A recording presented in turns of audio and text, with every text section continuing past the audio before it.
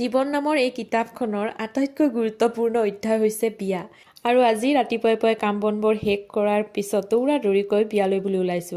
আৰু আজি হৈছে বিয়াৰ প্ৰথমটো পৰ্ব, মানে আজি হৈছে জোৰোণ। আৰু আমি মহিলাসকলে জোৰোণত যাই খুব বেছি ভাল পাওঁ, নহয়নে বাৰু? কাৰণ তাত আমি কাপোৰ দেখা পাওঁ, গহনা দেখা পাওঁ, আৰু আমিতো এনেও কাপোৰৰ পাগল। গতিকে দৌৰা দৌৰিকৈ ঘৰৰ কাম বনবোৰ শেষ কৰি ৰাতিপুৱা ঠিক 8:30 মান বজাত আমি ওলাই আহিলো গোৱালপাৰালৈ বুলি।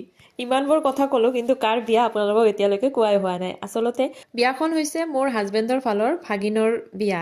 আৰু এয়া আমি দৰাঘৰ আহি পালো। দৰাঘৰৰ একেবাৰে উদুলি মুদুলি পৰিৱেশ, সকলোৰে ব্যস্ততা, আৰু জোৰোণত যাব লগা মানুহখিনি ইতিমধ্যে আহি পাইছে।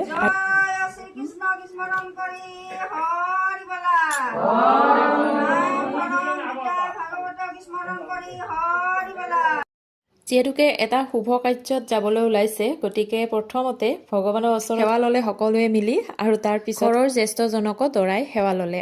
আৰু সেৱা লোৱা পৰ্বটো শেষ হোৱাৰ পিছত এইবাৰ কইনা ঘৰত যাবলৈ সাজু হলো।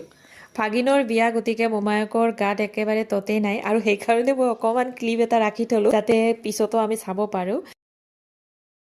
আজিকালি কৰ্মব্যস্ততাৰ কাৰণে ঘৰৰ মানুহখিনিয়ে ইজনে সিজনক লগ নোপোৱাৰ দৰে অৱস্থা হৈছে। কিন্তু এনেকুৱা ধৰণৰ অনুষ্ঠানবোৰত গ'লে বহুদিন লগ নোপোৱা মানুহবোৰকো আমি লগ পাওঁ, আৰু তেতিয়া কিমান যে কথা ওলায়, আৰু কথা কওঁতে কওঁতে সময়বোৰ কোনপিনে গুচি যায় আমি গমেই নাপাওঁ। আজি আমাৰো তেনেকুৱাই হ'ল।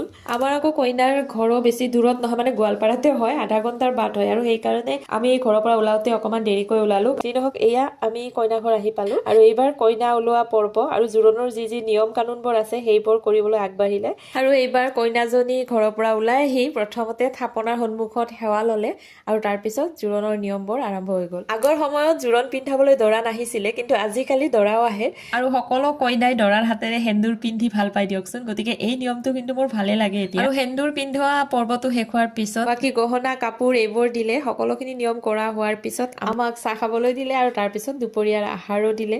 যি নহওক, কইনা ঘৰৰ আপ্যায়ন খুব বেছি ভাল লাগিল।